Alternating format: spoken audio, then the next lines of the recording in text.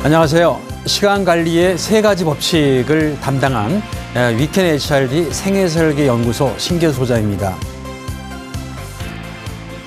이번 시간에는 하이럼 스미스의 시간관리 세 가지 법칙에 대해서 여러분과 같이 알아보도록 하겠습니다. 하이럼 스미스는 시간관리의 법칙을 세 가지를 소개해 드리려고 하는데요. 제1법칙은 핵심 가치에 따라서 행동하면 마음의 평화를 얻는다는 것입니다. 제2법칙으로는 목표에 도달하려면 편한 상태에서 벗어나야 된다는 것이죠. 제3법칙으로는 일일 계획은 집중력과 시간 활용도를 높여준다입니다. 자, 그러면 하나씩 살펴보도록 하겠습니다. 제1법칙입니다. 핵심 가치에 따라 행동하면 마음의 평화를 얻습니다.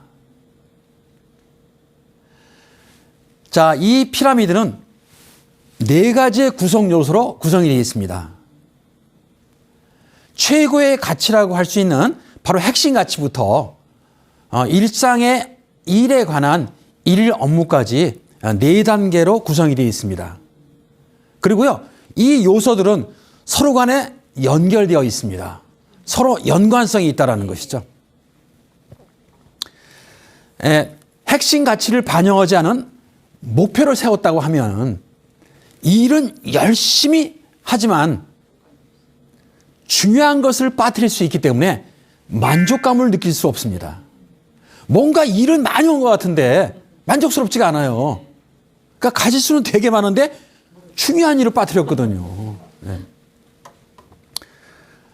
자, 학교에 가는데 교과서를 놓고 간 거와 똑같다는 얘기죠.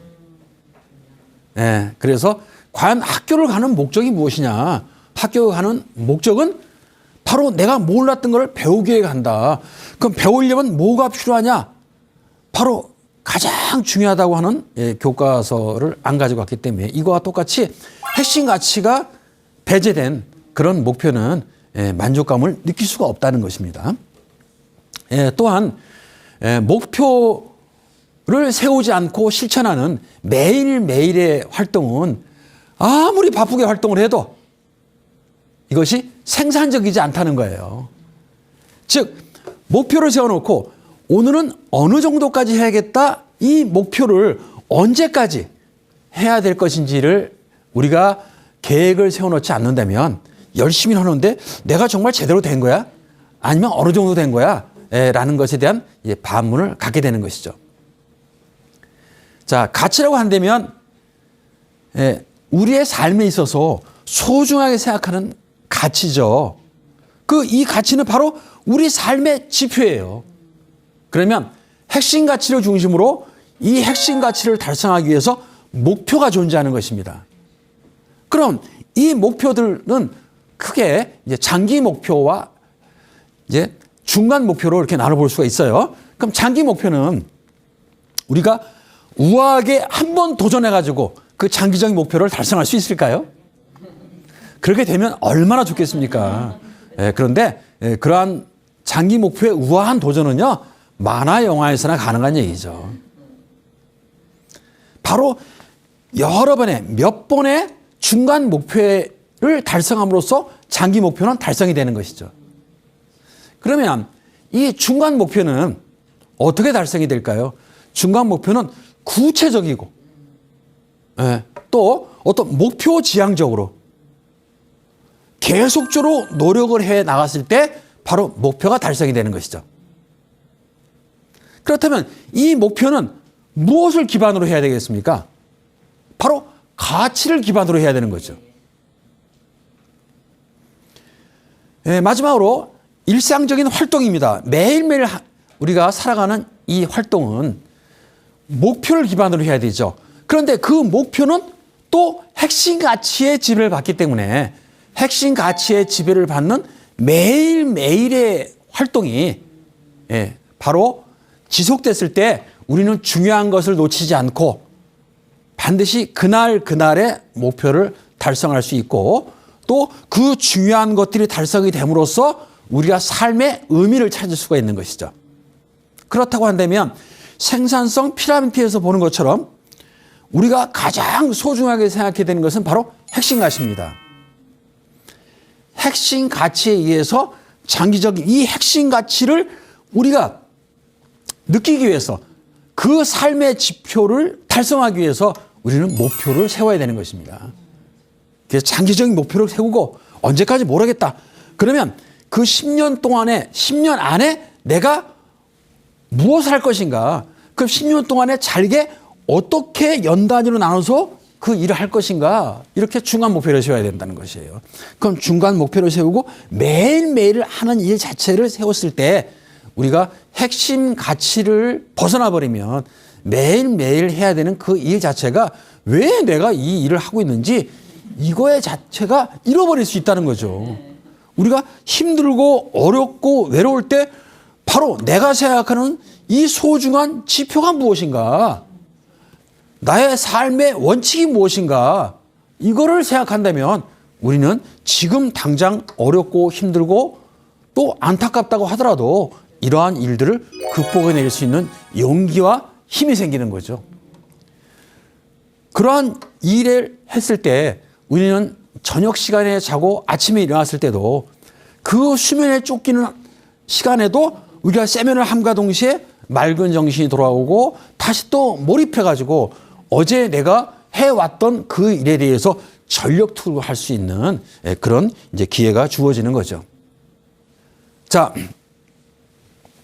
핵심 가치와 목표와 일상생활은 서로 연결되어 있다는 것을 아무리 강조해도 지나치지 않습니다. 그런데 핵심 가치에 지배를 받는 이 목표를 달성하려고 우리는 매일매일 계획을 세우지 않습니까? 그런데 계획을 세움에 있어서 부딪히는 어려움, 또 생각지도 않았던 그런 문제가 발생되거나 또는 이 생산성의 피라미드가 한쪽으로 기울었을 때 바로 우리는 생활의 균형을 상실합니다. 우리는 오른팔과 왼팔이 균형을 맞춰야 되는 거죠. 우리 삶에는 균형이 있습니다. 우리 삶에 기대치라는 거하고요, 달성하는 정도의 균형이 맞아야 되죠. 기대는 이만큼 오는데 달성하는 정도가 낮으면 우리는 항상 어떤 생활을 갖습니까? 열등감에 사로잡히죠. 내가 이만큼 가고 싶은데 내가 아무리 노력을 해도 이만큼밖에 안 돼요. 그럼 이것이 밸런스가 이루어지지 않기 때문에 우리는 항상 좌절감, 스트레스, 분노 이런 것에 의해서 우리는 마음의 평화를 이제 상실하게 됩니다. 그렇기 때문에 우리가 생각하는 어떤 기대치에 맞게끔 우리가 달성하는 정도, 우리의 삶 자체가 비슷하다면 우리는 밸런스를 가지고 뭔가 기대치를 조금 높여봄으로써 우리가 성취 욕구가, 성취의 결과를 더 높여보려고 노력을 하죠. 그래서 항상 우리는 이 생활의 균형이라는 것이 대단히 중요한 의미를 가지고 있습니다. 이 생활의 균형이 이루어지는 것이 바로 우리는 아까 우리가 마음을 컨트롤할 수 있는, 우리가 사건을 컨트롤하게 되면 마음의 평화를 얻는다는 말씀을 드렸죠. 바로 핵심 가치에 따라서 목표가 정해지고 그 목표에 따라서 일상생활이 이루어진다면 매일매일 어떠한 일을 하더라도 내 가치가 무엇이지, 내 삶의 지표가 무엇이지 이거를 잃어버리지 않는다면 우리는 바로 우리가 항상 균형치를 이루면서 생활의 균형을 이루면서 하루하루의 삶이 이 보람을 찾게 되는 것입니다. 우리에게는 이제 두 가지의 영역이 있습니다. 하나는 우리 마음대로 컨트롤할 수 있는 영역이에요. 또 하나는 우리 마음대로 컨트롤할 수 없는 영역입니다. 그러면 마음의 평화는 핵심 가치가 마음의 평화를 준다 그랬잖아요. 그러면 핵심 가치가 마음의 평화를 가지려면 컨트롤할 수 있는 영역이 더 많아야 되겠습니까? 아니면 컨트롤할 수 없는 영역이 더 많아져야 되겠습니까? 바로 컨트롤할 수 있는 영역이 더 많아져야 됩니다. 그럼 컨트롤할 수 있는 영역이 더 많아진다는 것은 우리의 삶 자체가 주도적이어야 된다는 것이죠. 즉 다른 사람에 의해서 대응적이 되지 않고 주도적으로 무엇이든지 주도적인 자세라는 것은요, 바로 우리 자신 셀프 리더와 상당히 많은 연관성을 갖습니다. 셀프 리더는 주도적으로 내가 생각하고 나에게 영향을 미치고 또 그것이 나의 힘을 더 업그레이드 시켜서 나의 역량을 증가시키고 또 내가 남에게 미치는 그러한 성품을 향상시킴으로써 우리는 신뢰감을 갖게 되니까 이 신뢰감이 결국 셀프 리더로서의 가치를 그만큼 증대시키는 거죠. 그렇기 때문에 이 두 가지 영역 중에서 우리는 컨트롤할 수 있는 영역 자체에 대해 더 그만큼 전력 투구를 해야 되는 것입니다. 컨트롤할 수 없는 그 영역에 대해서 항상 아쉬움과 또는 다른 사람들과 비교하거나 또는 내가 아닌 환경을 탓하거나 또는 지나가 버리는 과거를 항상 그리워하거나 또 다가오지 않을 미래에서 막연한 기대감을 갖는 것은 바로 컨트롤할 수 없는 것들입니다. 우리에게 주어진 시간들은 컨트롤할 수 없는 대상입니다. 시간은 우리가 컨트롤할 수는 없어요. 우리가 컨트롤할 수 있는 것은 인생의 사건들을 컨트롤할 수 있는 것이죠. 그 사건을 컨트롤할 수 있는 것이지 시간은 절대 컨트롤할 수 없습니다. 그런데 우리는 시간을 아껴 쓰고 싶어 해요.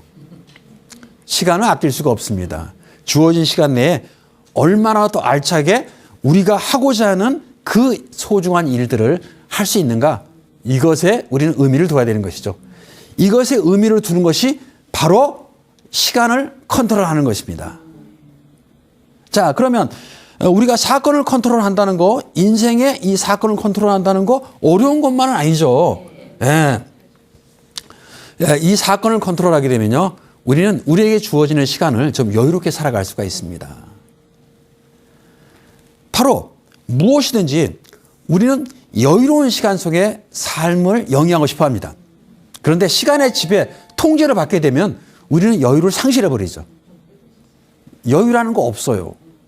즉 가정에 돌아와가지고 집에 문을 열고 들어갈 때부터 우리는 정말 피곤해 지치고 또 정말 그 스트레스에 얼굴 자체가 가정에게 향하는 나의 얼굴이 상당히 어두워요.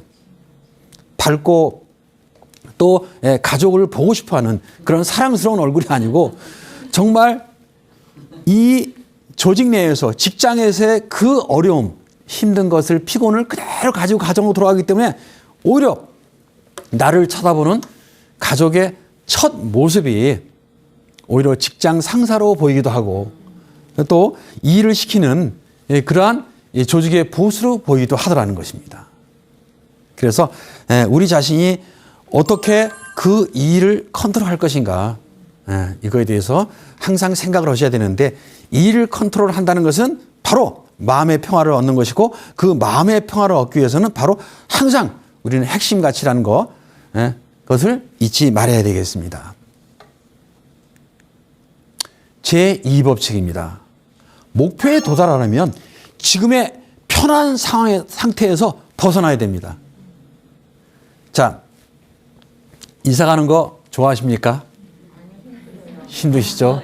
네. 이사 그러면 일단 짐 챙기는 것부터 생각이 납니다. 또 짐만 챙기는 것이 아니죠. 이삿짐을 꾸려가지고 새로운 집에 가서 이삿짐을 풀고 되게 집안 정리하는데 거의 한 달 정도 걸리시죠? 네. 그래서 되게 가구 같은 경우에도 이쪽에 놨다가 저쪽에 놨다가 여러 번 자리바꿈을 하고 그래서 거의 한 달 정도 지나야 익숙한 나의 환경이 됩니다. 그렇습니다. 직장에서도 무엇인가 새로운 직무를 맡게 되면 상당히 불안하죠. 내가 해오던 업무에 대해서 편안하면서 우리는 탈피해야 되기 때문에 그렇습니다. 그런데요, 목표에 도달하려면 내가 평상시에 안 하던 행동을 해야 되는 것이죠. 네. 평상시에 자던 시간보다 수면 시간을 줄이거나 아니면 안 하던 독특한 행동을 해야만이 우리는 목표를 달성할 수 있습니다. 변화라는 건 우리를 대단히 힘들게 합니다. 네, 그러한 변화에 우리를 받아들였을 때 우리는 목표를 달성할 수 있는 것이죠. 자, 편한 상태라는 것은 그 안에 들어갔을 때, 편한 환경에 들어갔을 때, 아, 정말 안전하다. 그리고 나 이거 정말 편안해. 그리고 안정감 있는 느낌을 받는 그런 경우가 편한 상태입니다. 그러면 편한 상태에서 벗어나기가 쉽겠습니까? 어렵죠. 예. 누구나가 지금의 이 편한 환경에서 벗어나는 걸 심지어는 두려워합니다. 두려워하고요. 어떻게 내가 지금 이 상황에 계속 더 안주할 수 있을까? 그리고 직장도 내가 지금 다니는 이 직장에 계속 근무를 하고 내가 하는 일도 바뀌지 않고 그대로 있었으면 네, 이런 생각을 한다는 것입니다. 저도 직장 생활을 할 때 항상 1년에 한 번 정도는 이제 직무 평가서를 써가지고 내가 그동안 해왔던 일, 내가 자신이 있는 일, 또 더 역량을 발휘할 수 있는 일, 더 준비해야 되는 일, 또 맨 마지막에는 새로 하고 싶은 업무를 쓰는 난이 있었습니다. 거기에다가 제가 가장 많이 썼던 문구가 현재 업무에 만족합니다. 라는 글을 제일 많이 썼던 것 같아요. 그래서 저만 그런 줄 알았습니다. 제 주변의 동료들도 거의 같은 의견이었습니다. 왜 그랬을까요? 우리는 변화라는 것을 쉽게 생각하지 않기 때문입니다. 낯설다, 새로운 곳에 가서 적응을 해야 된다. 심지어는 업무만 바뀌는 것이 아니고 근무지가 바뀌는 경우도 있죠. 네, 집에서 편안하게 출퇴근할 수 있는 그런 근무지가 아니고 혼자서 멀리 떠나가지고 기숙사 내지는 따로 숙소에서 생활하면서 일을 해야 되는 그런 경우도 있습니다. 편하지 않죠. 자, 이렇듯이 우리는 이 편한 상태에서 벗어나는 것을 두려워합니다. 그런다 우리가 무엇인가 새로 이루고자 한다면 과감하게 이 편한 것을 깨야 된다는 것이죠. 자, 지금은 이제 봄 날씨겠습니다만은 봄 날씨에도 아침 전적으로 쌀쌀하죠. 네. 아침에 일어날 때 아 상쾌하다 하면서 이불을 바로 젖히고 일어나지시나요? 안 됩니다. 잘 안 돼요. 그래서요 이리 뒤척 저리 뒤척 하다가 겨우 일어납니다.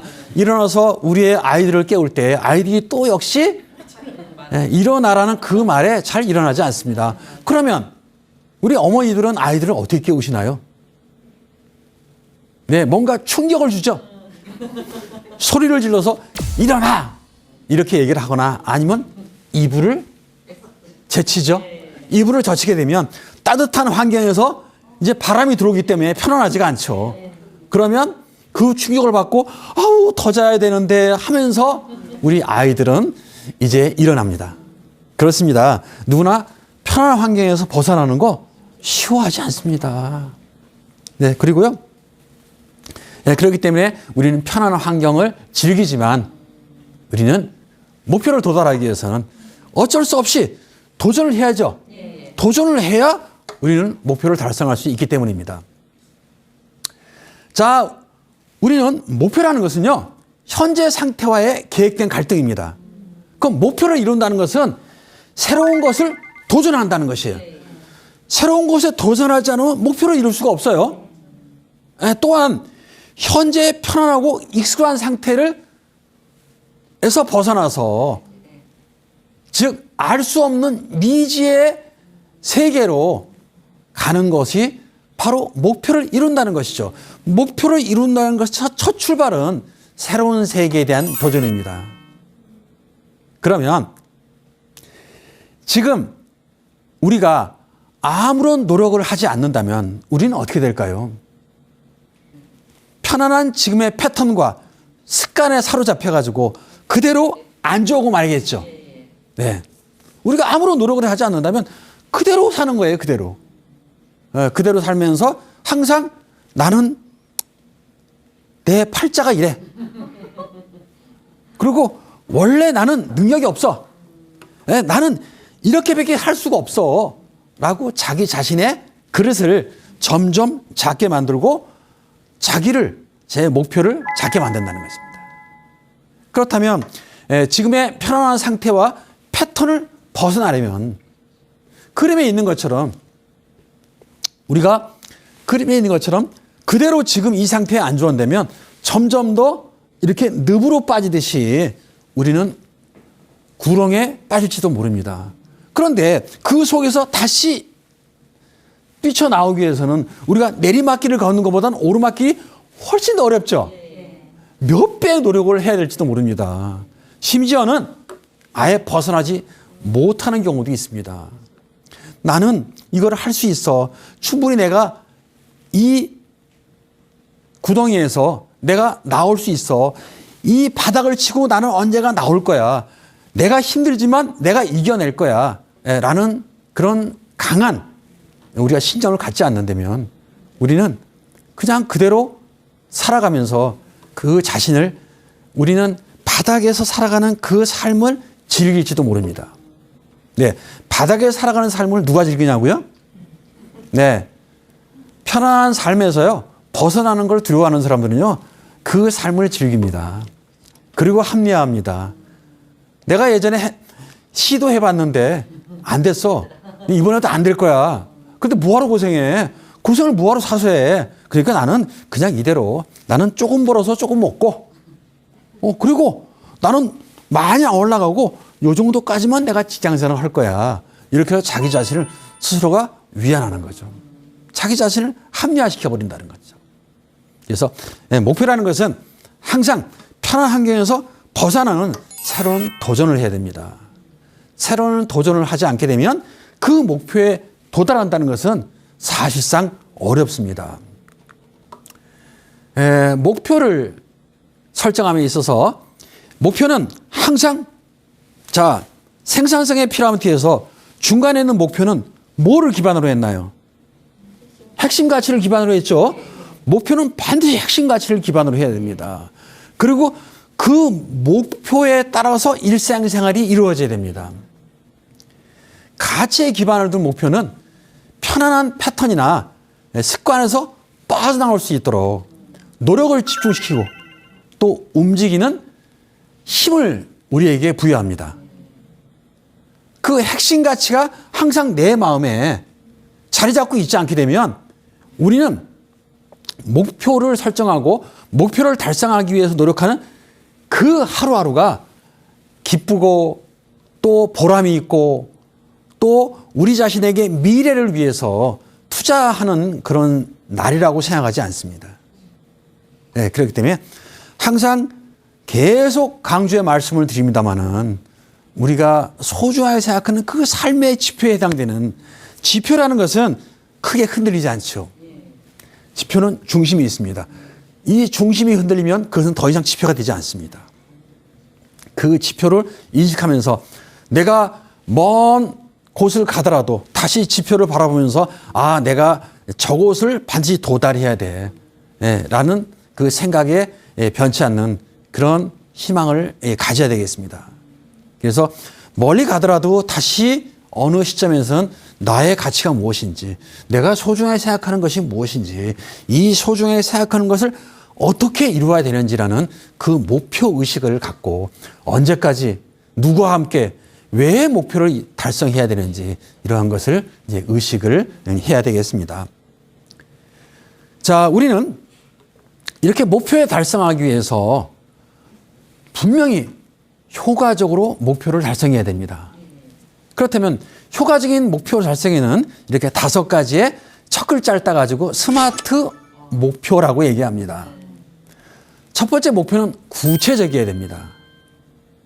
막연하게 목표를 언젠간 될 것이다. 뭐 살다 보면 나도 뭔가 쨍 하고 해 뜰 날이 있지 않을까. 네, 이것이 바로 막연한 거죠. 매주 토요일 날 로또 복권을 사다 보면 언젠간 맞겠지. 네, 이런 것이 막연한 삶의 전환이죠. 목표는요, 구체적이어야 됩니다. 언제까지 무엇을 어떻게 해 나가겠다는 그런 구체적인 목표가 정립이 됐을 때 우리는 그 목표가 선명하게 시각화가 되는 것이죠. 내가 목표에 달성했을 때 그 모습을 상상을 하면서 나는 지금은 이렇게 고생스러운 하루하루를 살면서 내가 생활하지만 분명히 시간이 지나면 나의 모습은 이런 모습일 거야. 그리고 나는 내가 이룬 그 당시의 모습은 이러할 거야 라는 구체적인 목표를 선명하게 그려야 된다는 것입니다. 두 번째 목표는 측정 가능해야 됩니다. 측정 가능하지 않은 목표는 의미가 없습니다. 도달할 수가 없습니다. 올해는 열심히 살겠다. 네, 열심히 산다는 게 어느 정도를 열심히 산다고 하는 거예요. 네, 우리는 무엇인가 내가 실패했을 때 변명의 대상으로 삼기 위해서 열심히 잘 추상적인 용어를 써요.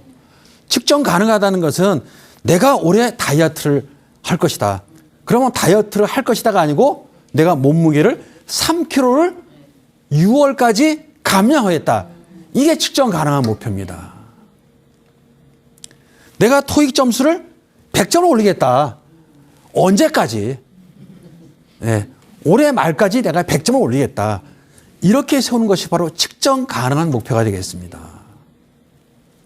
다음에 목표는 달성 가능해야 되죠. 목표가 너무 낮거나 너무 높게 되면 목표의 의미를 상실해 버립니다. 내 능력에 비춰서 목표는 다소 높게 설정이 돼야 되죠. 목표가 내가 조금만 움직이면 달성될 수 있을 정도의 목표되면 사실 목표 도전감이, 도전의식이 떨어집니다. 그런데 목표가 너무 높으면 아예 내가 그 목표에 대해서 도전하고자 하는 그런 생각이 사라져버리죠. 그래서 목표는 항상 달성 가능해야 돼요. 그래서 목표라는 것은 바로 장기적인 목표도 필요하지만 이 중간 목표가 필요하다는 거예요. 그래서 작은 목표가 계속적으로 달성이 되고 또 달성이 되고 또 달성이 됐을 때 이 목표의 달성이 전부 합쳐져 가지고 장기 목표가 달성이 되는 것입니다. 그렇기 때문에 목표는 무조건 높은 것이 좋은 것만은 아닙니다. 목표는 현실적이어야 되죠. 자, 올해 사회적, 세계적으로 우리 환경이 대단히 안 좋습니다. 그런데 목표를, 현실성을 배제하고 올해 에베레스트 산을 등산하겠다. 이런 목표를 세우는 것보다 차라리 현실적으로 내가 마스크를 착용하고 도전할 수 있는 목표, 올해는 서울의 둘레길을 다 한번 돌아보겠다. 이런 목표가 오히려 현실성이 있는 거죠. 현실성이 있어야만이 실제 실현 가능성이 있는 것입니다. 다음에 목표는 적시성이 있어야 됩니다. 목표를 도달하는데 너무 짧은 시간이 주어져 있거나 도저히 목표를 달성하는데 달성할 수 없을 정도의 내일까지 이거 해! 이런 목표가 주어지거나 아니면 그냥 알아서 달성해봐. 이런 것은 바로 시간이 한정돼 있어야만이 우린 도전의식이 생긴다는 거죠. 그래서 목표는 바로 이런 5가지 원칙에 의해서 목표가 수립됐을 때 그 목표는 의미가 있는 것입니다. 다시 한번 말씀드리면 목표는 구체적이어야 됩니다. 구체적이고 좀 더 그렇기 때문에 구체적인 것은 무엇입니까? 항상 글로 적어서 보관을 해야 됩니다. 그냥 머릿속으로 뭘 어떻게 하겠다? 이건 구체적이지 않습니다. 그래서요, 글로 써가지고 보관을 하고 주변 사람들에게 그 목표를 이야기함으로써 내가 그 목표에 대해서 조금 더 느슨해졌을 때 환기가 될 수 있는 목표가 돼야 되고요. 또 측정 가능한 거요. 항상 수치로, 숫자, 계량화가 돼야 된다는 것입니다. 이것이 그냥 적당히, 이런 용어가 아닌 구체적으로 숫자로 목표를 설정해야 되겠고요. 그 다음에 달성 가능해야 되는 거죠. 달성 가능한 건 항상 내가 조금만 노력하면 되는 것이 아니고 어느 정도 도전 의욕이 있는, 열심히 노력하면 내가 내 삶이 달라질 수 있다는 생각을 가질 정도의 그런 달성 가능한 목표가 이루어져야 됩니다. 그리고 이미 달성했던 목표를 또 목표를 설정하는 건 의미가 없죠. 그리고 목표는 현실적이어야 됩니다. 항상 현실에 기반을 둬야 됩니다. 현실에. 그리고 나는 지금 외국인을 보게 되면 뭔가 눈을 피하고 또 오던 길을 돌아서 다른 길로 가는 그런 위치에 있는 사람이 내가 6개월 이내에 외국인을 만나면 자유롭게 프리토킹을 하겠다. 네, 이거 현실성이 떨어지는 거죠. 현실의 나의 능력이 어느 정도가 되고 또 내가 과연 도전한다면 어느 정도 될 수 있을까라는 혈색이 있어야 된다는 거예요. 그리고 목표는 반드시 시간을 정해놓고 해야 된다는 거예요. 기한이 있어야 된다는 거죠. 그래서 이 기한이 너무 많아도 문제가 되고 너무 작아도 문제가 되는 것입니다. 그래서 목표는 바로 이렇게 스마트 원칙을 토대로 해서 목표를 설정하는 것이 효과적입니다. 다음은 제3법칙입니다. 일일 계획은 집중력과 시간 활용도를 높여줍니다. 매일매일 계획을 귀찮아서 어떻게 세워? 네, 아닙니다. 바로 매일매일의 시간은 우리의 1년의 시간을 365로 나눈 거죠. 그 365로 나눈 하루하루의 시간이 흘러가 버리면 결국 올해 1년이 지나가 버리는 거죠. 예. 하루의 시간이 되게 짧은 것 같지만 우리가 초로 환산하게 되면 무려 86,400초라는 긴 그런 시간입니다. 그러니까 짧다라고 생각할 것이 아니고 길다. 충분히 내가 하고자 하는 일은 얼마든지 할 수 있는 충분한 시간이다. 라는 생각을 가지면서 일 계획을 수립해야 되겠습니다. 우리가 어떤 계획을 짤 때 시간을 투자하면 할수록 그 일에 소요되는 시간은 더욱더 여유로워집니다. 그리고 바쁘기만 하고 성과가 없는 일 때문에 스케줄에서 계획을 짜는 일이 없어지는 것을 피해야 됩니다. 바쁘니까 나는 계획 수립할 시간도 없어 라고 해가지고 계획을 수립하지 않는 것은 오히려 지양해야 된다는 것이죠. 바쁠 때일수록 돌아가야 됩니다. 우리는 직선거리라고 하지만 우리가 애당초 생각을 잘못하게 되면 오히려 엉뚱한 목적지를 향해서 가는 경우도 있죠. 그럴 때일수록 오히려 계획을 세우고 내가 지금 제대로 가고 있는가 이것을 중간 점검을 통해 가지고 제대로 하고 있는지를 다시 재점검함으로써 우리가 목적지를 향해서 목표를 향해서 재도전할 수가 있는 것입니다. 자, 투자를 극대화하기 위해서는 내가 가진 돈이 한정돼 있다면 남에게 돈을 빌려서 투자할 수도 있죠. 이것도 투자의 한 방법입니다. 우리 이걸 레버리지 효과, 지레트 효과라고 얘기하죠. 자, 집을 살 때 전부 돈을 모아가지고 사는 것만은 아니죠. 모자라는 돈을 우린 금융권에서 대출을 받아서 집을 사기도 합니다. 그렇게 대출을 받지 않고요. 전부 다 돈을 모아가지고 집을 구입한다면 평생 집을 못 사고 남의 집에서 살다가 삶을 마무리하는 사람도 분명히 존재할 거예요. 그런데 그 은행권에서 빌리는 돈의 크기가 많으냐 적으냐의 문제일 뿐이지 사실은 그 돈이 대부분의 경우는 저도 그랬습니다. 돈을 모아가지고 집을 구입한 것이 아니고 모자라는 돈을 빌려서 집을 구입하고 그 돈을 갚아나갔죠. 평생 저는 이렇게 직장 생활을 하면서요. 저 자신을 위해서 살았던 것보다 주로 은행원들을 위해서 많이 살았던 것 같아요. 제가 저 자신을 위해 살았다면 무엇인가 은행에다가 돈을 계속 모아가지고 그 돈을 가지고 내가 필요한 곳에 잘 썼을 거예요. 그런데 그것이 아니고 저는 돈이 모자랐기 때문에 은행에서 대출을 받고 우선 내 목표를 달성하고 돈을 갚아나갔잖아요. 근데 돈을 갚아나가는데 원금만 갚아나가나요? 이자도 갚아나가잖아요. 특히 원리금 균등 분할 상환으로 거의 20년, 30년 한꺼번에 대출금을 많이 받으려다 보니까 대출 기간을 길게 잡잖아요. 30년 동안 갚아나가다 보니까 또 조금 여윳돈이 생겨가지고 미리 갚으려고 그러면 또 조기 상환 수수료라는 걸 내죠. 미리 갚아도 왜냐하면 은행에서 30년 동안 낼 이자가 안 들어오고 빨리 갚아버리니까 당신은 그러면 벌금을 좀 내요. 그래갖고 또 조기 상환 수수료라는 걸 내요.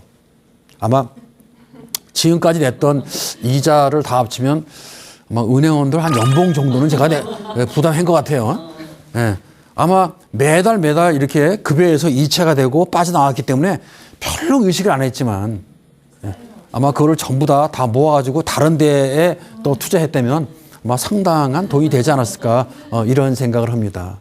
그러면 우리가 투자할 때 이 돈만 빌려오는 것은 아닙니다. 시간도 빌려올 수가 있어요. 그럼 시간도 지렛대 효과를 가져올 수 있다는 것입니다. 그러면 시간이 지렛대 효과를 가져온다면 자, 지렛대가 이렇게 생겼어요.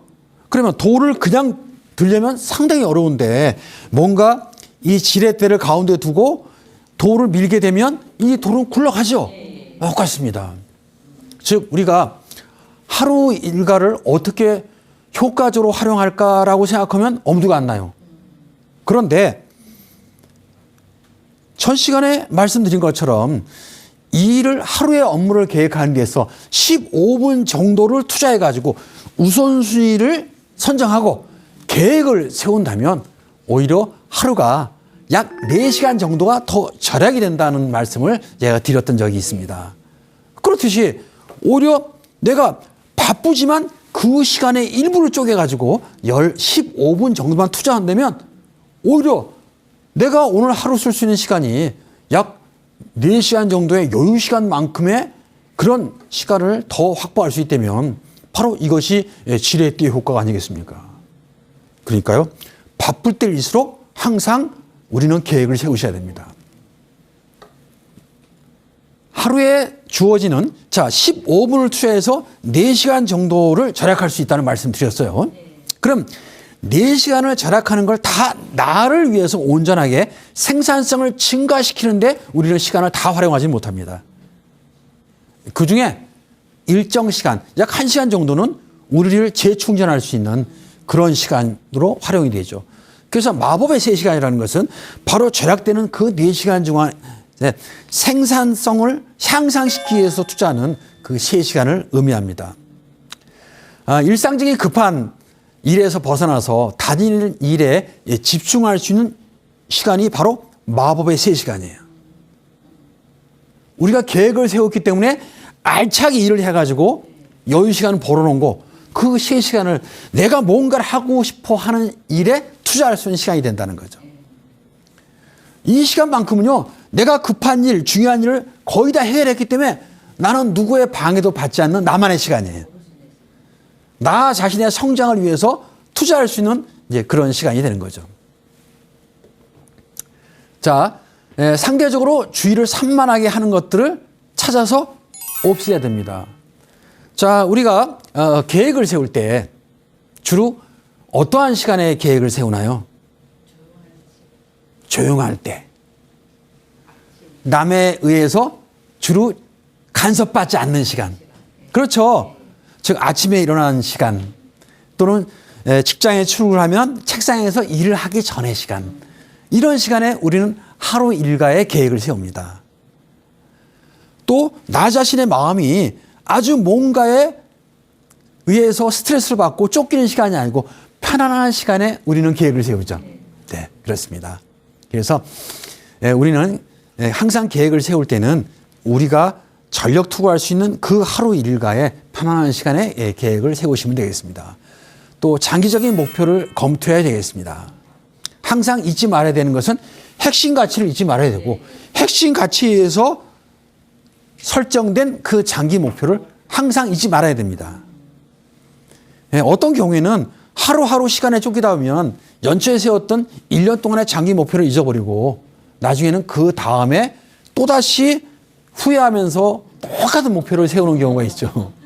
그래서 장기적인 목표가 무엇인지, 내가 가고자 하는 최종 목적지가 무엇인지 이것을 항상 우리가 기억을 해야 되겠습니다. 또 과제와 소요 시간에 주어진 시간으로 충분한지를 파악해야 됩니다. 오늘 우리에게 주어진 내가 다이어리를 열어보고 오늘 약속이 몇 건이 있는지 또는 일을 해야 되는 일거리는 얼마나 되는지 이런 것들을 파악을 해야 되죠. 그리고 내가 쓸 수 있는 시간 중에 절반 정도는 띄워놔야 됩니다. 내가 하루 동안에 나를 위해 쓸 수 있는 시간이 약 10시간이라면 그중에 5시간은 띄워놓고 5시간 동안에 오늘 해야 될 일을 집중적으로 하셔야 된다는 겁니다. 그러면 그 남은 5시간은 어느 용도로 사용할까요? 우리가 예상하지 못했던 돌발적으로 발생되는 그런 상황에 해결할 수 있는 시간, 또 긴급 상황, 비상 상황, 이런 데에 쓸 수 있는 시간으로 약 하루 10시간을 쓸 수 있다면 5시간 정도는 따로 띄워놔야 된다는 것입니다. 운이 좋게 갑작스러운 돌발 상황이나 또는 비상 상황이 발생되지 않았을 때는 그 남은 5시간은 오히려 알차게 값지게 쓸 수 있을 것입니다. 자, 하루 일과라는데 아침 시간에 일손이 빨라지나요? 아니면 저녁 시간에 일손이 빨라지나요? 우리는 무엇인가 정리할 그 저녁 시간에 막 일손이 빨라지죠? 빨리 뭔가를 마무리해야 돼요. 그러다 보니까 아침에는 일의 속도가 늦어요. 천천히 슬로우해요. 근데 저녁 시간이 되면 상당히 패스트가 되죠. 빨라집니다. 그래서요, 제가 주변 사람들을 좀 눈여겨봤어요. 그랬더니요, 행동만 빨라지는 게 아니고요, 말도 빨라지더라고요. 네, 우리가 쓰는 어휘의 구사가 빨라져요. 네. 아마 여러분도 본인 자신이 자신을 바라보는 건 힘들지만 주변 사람들과 대화를 하시면서 한번 유심히 한번 봐보세요. 아침에 그 사람이 말을 하는 그 말의 속도와 저녁에 말을 하는 말의 속도와 행동이 과연 어떤지 달라요, 속도가. 저녁 시간이 뒤로 가면 갈수록, 즉 마감 시간이 가까울수록 행동도 빨라지고요. 이 걸어다니는 발걸음도 빨라져요. 예. 또 음식을 먹는 이 속도도 빨라져요. 예, 왜냐하면 저녁 시간에는 특히 이제 피곤하기도 하고 빨리 마무리하고 쉬어야겠다는 그 생각이 더 행동을 빨리 하게 만드는 것 같아요. 예, 그날의 과제를 위해서 구체적인 목표를 정해야 됩니다. 오늘 할 때까지 일을 다 하자, 이게 아니고요. 오늘 어떠한 일을 꼭 하자라는 구체적인 목표가 설정이 돼야 되겠습니다. 또 장애물을 예상해야 됩니다. 오늘은 평탄하게 모든 일이 잘 될 거야, 막연하게 생각하지 않고요. 항상 분명히 뭔가 내가 일하는데 방해되는 것이 있을 거야라는 생각을 해서 미리 사전에 제거해야 되겠습니다. 과제의 우선순위를 정해야 됩니다. 어떤 일부터 해야 될지 일을 펴놓고 우선순위를 정해서 가장 중요하다고 생각하는 그 일부터 우리가 실행해야 되겠습니다. 그렇다면 일일 업무 리스트를 작성해야 되는데요. 중요한 것부터 일을 해야 된다는 말씀을 제가 드렸지 않습니까? 그러면 우선순위가 정해진 일일 업무 리스트를 만드는 3가지를 말씀드리겠습니다. 여러분도 오늘 강의를 들으시고 집에 가셔가지고 한번 해보시기 바랍니다. 3단계니까 상당히 쉽게 한번 해볼 수 있어요. 1단계는 오늘 하고 싶은 일을 모조리 적는 겁니다. 그러면 제가 이렇게 오늘 하고 싶은 일을 다 적어보세요 하니까 이 중요한 일만 적어야 되는 걸로 생각하시는데 그게 아니에요. 중요하지 않은 일도 다 적어보십시오. 첫 번째는 다 적는 겁니다. 두 번째는요, 각각의 항목에 가치를 부여하는 겁니다. 해야 될 일 리스트를 전부 있으면 매우 중요한 거, 오늘 반드시 해야 되는 것들에다가 A 표시를 합니다. 그럼 일의 항목들이 쭉 있게 되면 매우 중요한 거, 오늘 꼭 해야 되는 거, 하늘이 두 쪽이 나도 해야 되는 거, 이건 A를 표시하는 거예요. 그 다음에 중요한 것, 해야 되는 것, 여기에다는 이제 B라고 표시를 합니다. B. 그리고 남은 것들은 어떤 건가요? 이제 A급, B급이 빠져나갔잖아요. 사소한 거.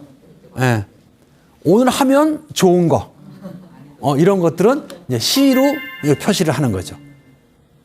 이게 2단계입니다. 그러니까 A, B, C로 해야 할 일을 세분화하는 것이 2단계가 되겠습니다. 3단계는 숫자를 사용해서 다시 가치를 판단하는 거예요. 그럼 A끼리도 순서를 정해야 되잖아요. A끼리도 상대적으로 중요성과 긴급성에 따라서 이거 순위를 정하는 거예요. 순위를 쭉 정해가지고 가장 빨리 해야 되는 걸 A-1번, 그 다음은 A-2번, 그 다음에 A-3번 이렇게 정하는 거예요. 그럼 B 등급도 마찬가지로 B1, B2, B3 이렇게 쭉 정하면은 우리는 정말 오늘 해야 되는 일들을 빠뜨리지 않고 잘 해 나갈 수가 있겠습니다.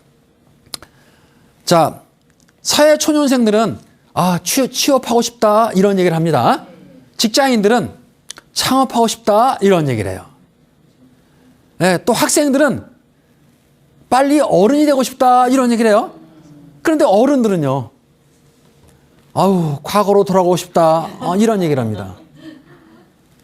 결혼 전에는 올해는 꼭 결혼하고 싶다 이런 얘기를 하지만 결혼한 후에는 다시 되돌아갈 수 있다면 참 좋겠다 이런 생각을 합니다. 모두가 다 오늘의 현실을 만족하지 않고 살아갑니다. 우리는 바로 소중하게 지나가는 이 시간을 만족하십니까? 거의 대부분이 우리는 후회하며 살아갑니다. 지나간 과거를 그리워하고 앞으로 닥칠 미래를 걱정하면서 살아갑니다. 시간은 누구에게나 다 소중합니다. 소중하기 때문에 그것을 오늘 하루를 충실히 살아가는 것이 후회하지 않는 시간을 지내는 것입니다. 화분의 꽃이 잘 자라게 하려면요. 심고 기를 꽃을 결정해야 됩니다. 어떤 꽃을 심을 것인가 이게 목표 설정입니다. 두 번째는 화분에다가 자갈, 모래, 이끼, 물을 순서대로 넣어야 되죠. 이것이 우선순위대로 일을 해야 되지 이것이 물을 먼저 붓고 자갈을 붓고 하면 섞여서 화분을 제대로 만들 수가 없습니다. 다음에 양지 바른 곳에 놓아둬야 되죠. 이것은 원칙과 인간관계를 소중하게 하는 것에 해당될 수 있습니다. 또 병충해 등을 계속 관리해야 됩니다. 계획표대로 잘 처리가 되고 있는지 우리는 점검을 할 필요가 있습니다. 자, 오늘 배운 것을 정리해 보도록 하겠습니다. 핵심 가치에 따라 행동하면 마음의 평화를 얻습니다. 그래서 핵심 가치에 따라서 생활을 하게 되면 바로 사건을 컨트롤할 수 있고 그 사건을 컨트롤하게 되면 바로 마음은 평화롭고 여유 시간이 많아지는 겁니다. 다음 목표에 도달하려면 편한 상태에서 벗어나야 됩니다. 우리는 가치에 충실한 목표를 세우고 또 목표에 기반한 일상생활을 하면서 노력을 아끼지 않는다면 충분히 목표에 도달할 수가 있습니다. 일일 계획은 집중력과 시간 활용도를 높여줍니다. 즉 일상생활이 중요한 것을 핵심 가치에 기반해서 우선적으로 처리한다면 우리는 만족스러운 삶을 살아갈 수가 있는 것입니다. 자, 오늘 강의는 여기에서 마치도록 하겠습니다. 자, 수고하셨습니다.